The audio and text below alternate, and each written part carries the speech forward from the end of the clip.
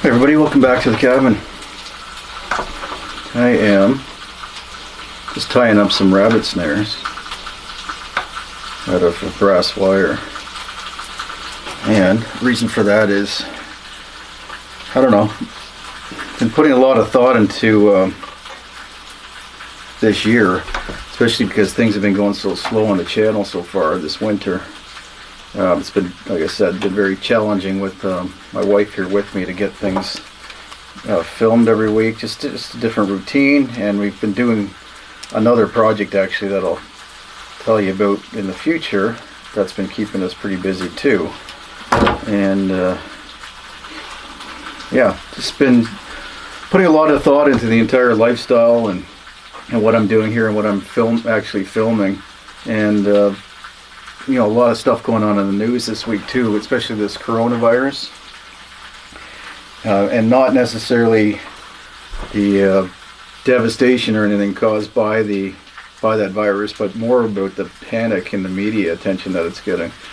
You know, we'll see whether it's justified or not, but so far what we're seeing in the news is that it's not any different, and it's in fact less impactful than things like the common cold and the flu. But nevertheless, it's creating kind of a panic. And my only real source of news like that, really the only thing I look at is Facebook for current news, which is not the best idea. But anyway, it's all I care about, let's put it that way, in world news. So what I see is just a bunch of people panicking, posting pictures of, you know, the shelves of Costco and stuff like that, places like that, people go in and buy things in bulk, and all the things that are missing off the shelves because they've been over purchased. And I don't know, I guess it's kind of a reminder of what I'm doing, and also a reminder of how exposed everybody is to potential risk that we don't necessarily take seriously. That's why I hesitate to say it's not a big deal. Don't worry about this virus in particular. But anyway, it's a reminder to be prepared for anything, any event, whether that's a weather event or a virus or something like that. Anyway, bottom line is, the way it's making me feel now is that despite what I've said even in the recent past about my lack of attention, or the minimal attention I'm putting on food acquisition, or being completely food self-reliant or food independent, I'm rethinking that strategy. And I guess part of this is seasonal. Every winter this time of year, you know, I don't film as much, and I'm kind of hunkered down a little bit, and I'm not as productive. But then when spring starts approaching, start getting excited about all of the projects I can do outside more efficiently, but also acquiring and growing food. So I've changed my mind somewhat about that, especially since I have my wife's help now. What I did earlier this week and today was started clearing more of an area to expand that vegetable garden, the one that I started last year. I've been looking down here in the meadow. I had dammed it and backed up that water a little bit. I'm going to see what that looks like this spring. I may look at growing some aquatic plants down there in that valley, or encouraging wild edibles that thrive in a wet environment. So the other thing is that I've been spending a lot of time off camera lately this winter, doing some exploring of the area and trying to find the pockets of fish and game. And what I'm discovering is that the number of animals in this area this year is far down from what it was 2 years ago. Was it 2 years ago or 3 years ago that I started, that we bought this land? Anyway, since I started coming up here, the animal populations are down, and mainly that's probably because of the winter that we had last year. It was so harsh, so long, and the snow was so deep that animals had a hard time getting around. So anyway, for that reason, I'm discovering that I need to go further afield. I've mentioned the outpost camp in the past, my future hunting and trapping camp. So what I've decided is to spend a little bit more time there this year, and harvesting more of my food from the land, and especially in that area. I'll do what I can around here, but like I said, populations are down, including fish. Some of the lakes that I thought would be more productive than they are I have been catching very little this year, and it's been kind of just discouraging. So I know of some better lakes near the outpost camp, so I'm going to make that cabin out there a priority and start spending time there getting, well, even this month, I've got another month or so to hunt and trap rabbits for food and for furs. And fish, some of the fish seasons are closed at the end of this month as well, coming up, which means, and then those species close for a month or two and then they reopen again. So I have to target other species, and that means targeting other lakes than what I've been focusing on. Just got some bear steaks sizzling on the pan over here, so hopefully that's not too disturbing.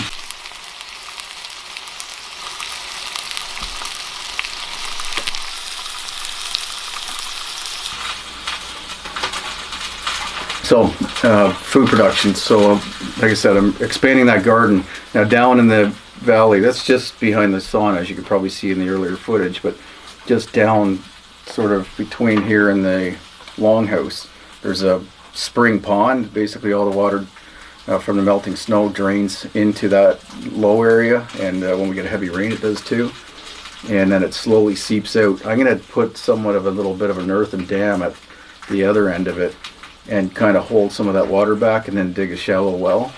That will be much closer to bring the water up to the vegetable garden than bringing it up from the stream like I did last year, or from rainwater that I captured off the roofs here.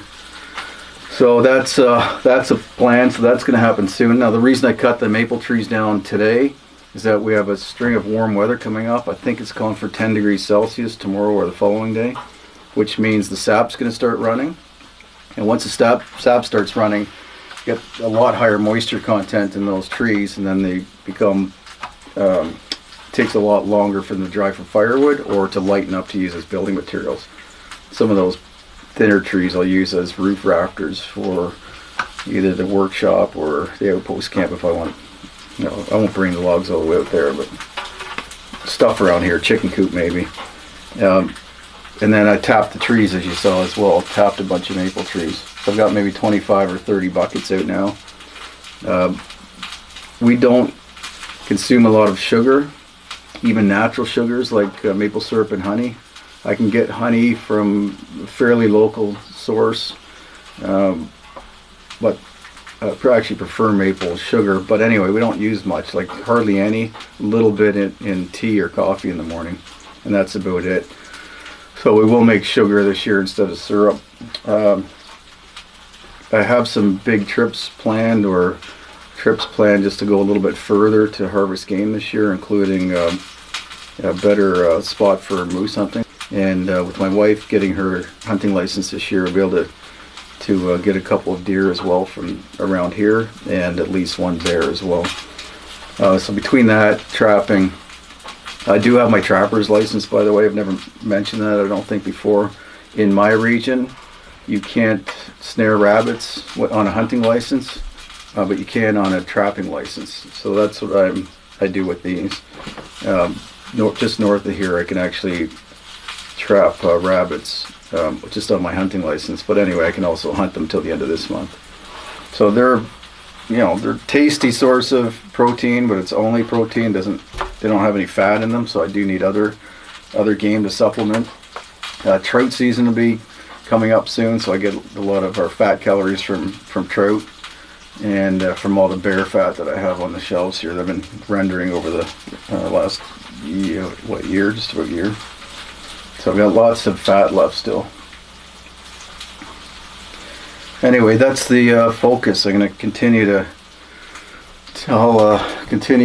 and expand my knowledge of the wild plants around here as well, so I can start foraging a lot more of that.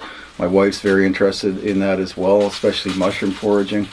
We didn't do well on spring mushrooms. We don't know them as well as we've learned our fall mushrooms, so this spring we'll be spending more time learning all about those. So I wanted to share with you updates. I know videos have been slow this winter, but as you can see, I've been busy doing other stuff, including getting all the wood ready for the workshop. So despite the fact that I am saying food's a high priority this year, I am starting that workshop, or already have started it, and I'll be hopefully progressing pretty quickly on that in the spring and the summer. And at the same time, I'll probably get out and start the outpost cabin as well. And then I'll spend more time acquiring food from the land and learning a lot more about that. So I hope you're interested in that. To me, that I guess this is the next step in our path to self-reliance. It's a big year to me. I've spent enough time kind of establishing the homestead, and now it's time to start reaping the rewards of it, or make it more productive so that we can actually live fully off grid. In situations like this virus, where people are starting to panic and withdraw from society, or trying to reduce their exposure to risks, and that's our opportunity here, that we can do that. But in order to do that, we need to make sure we're as self-reliant as possible. Now, part of that too is starting to get weaned more off of the power requirements. Use the snowmobile quite a bit this winter. I want to reduce that a little bit more.